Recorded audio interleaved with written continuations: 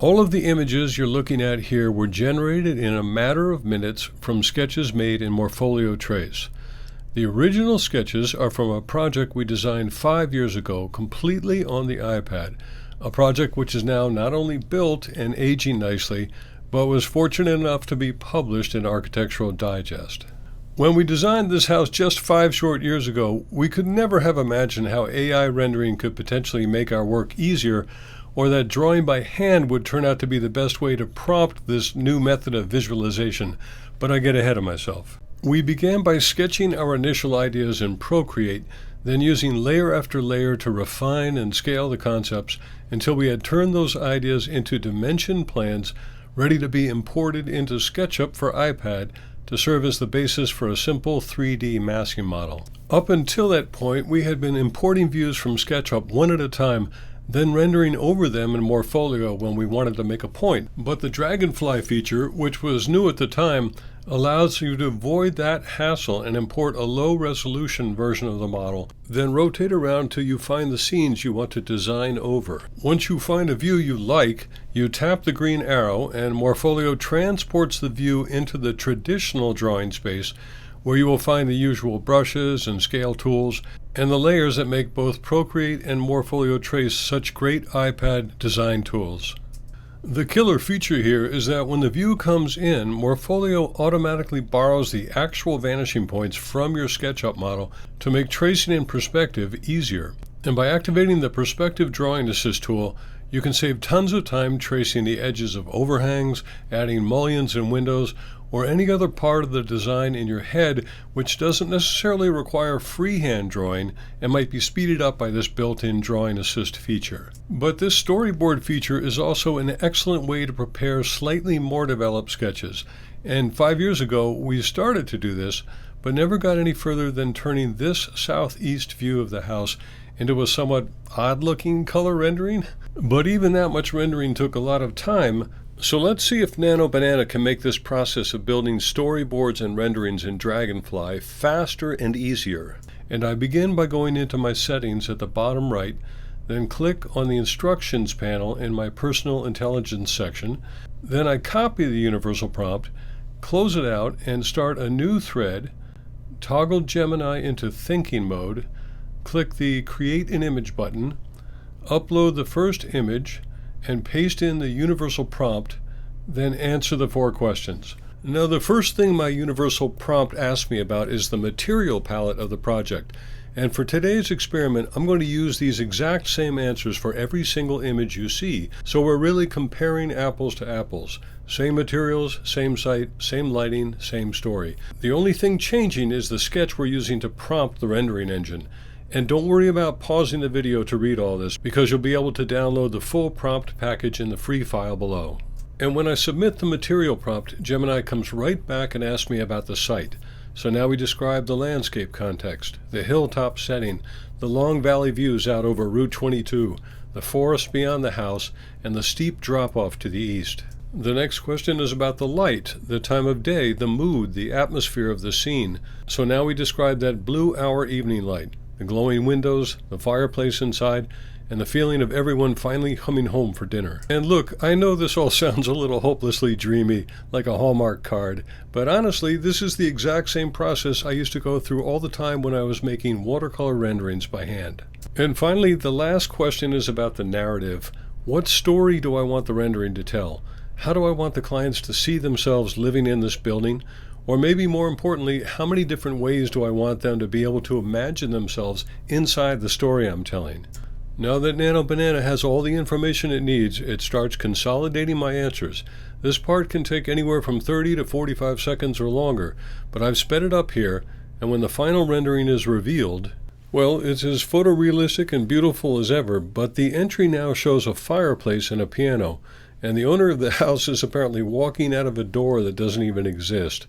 So clearly I haven't given it quite enough information in the SketchUp model. And honestly, that would be very easy to fix by just going back and adding a few lines in Morpholio. But now let's upload that second image we're going to test, the one where we traced over the basic grayscale setup and added more detail using both freehand drawing and the Perspective Drawing Assist, which locked in the vanishing points from the original SketchUp model.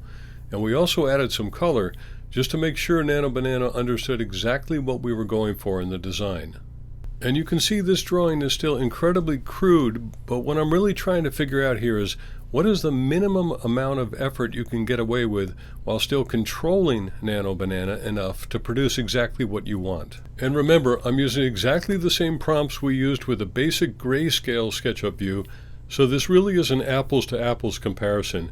But this time, with the help of the added line work and the color, Nano Banana produces something much closer to our actual design intent. For starters, the perspective composition is now almost exactly as shown in the sketch, whereas in the first image, Nano Banana flattened everything out into a one-point perspective. The entry is now in the correct location, the 2 bay windows are accurately rendered, the fireplace is glowing inside, the landscape layers are also surprisingly close to what we indicated in the sketch, softening the transition from the yard to the house.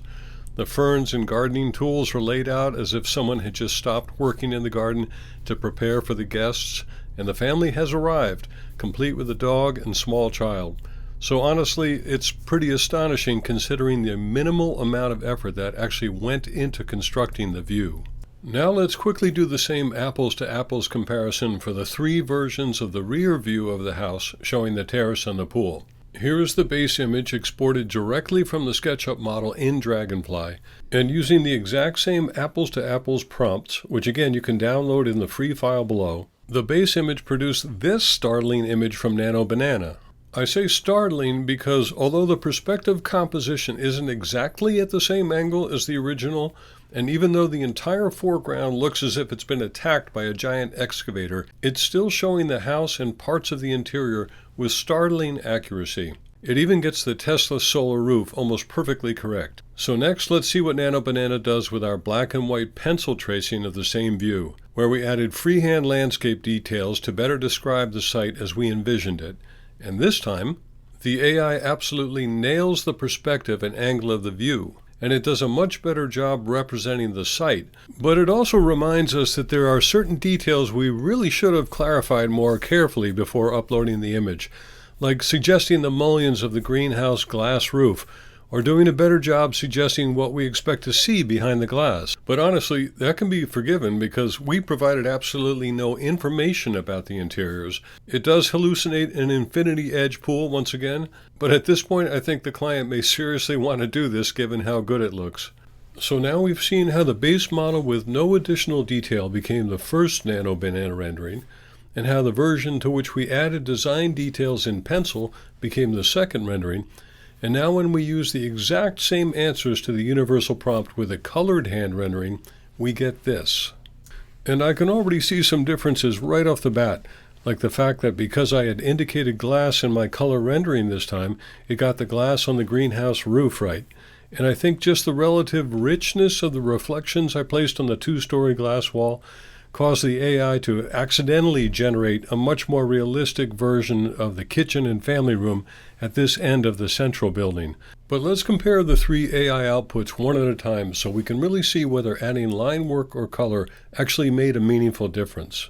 Here's the first version generated directly from the base model, and it honestly got an amazing number of things right, but it cut off the left side of the composition pretty aggressively, and it also hallucinated the infinity edge pool, and this bizarre moat in the foreground that looks like some gigantic coal mining machine came through and excavated half the site. Now watch carefully as I dissolve to the pencil overlay version, and notice that the reproduction of the original SketchUp view is now almost spot on. The site looks fantastic, the terrace and pool area are good as gold, and really the main remaining issue is simply that I didn't give the AI enough information to properly complete the greenhouse roof, or to be more believable about what's happening inside the great room. So is it worth the significant investment in time adding color to these line drawings?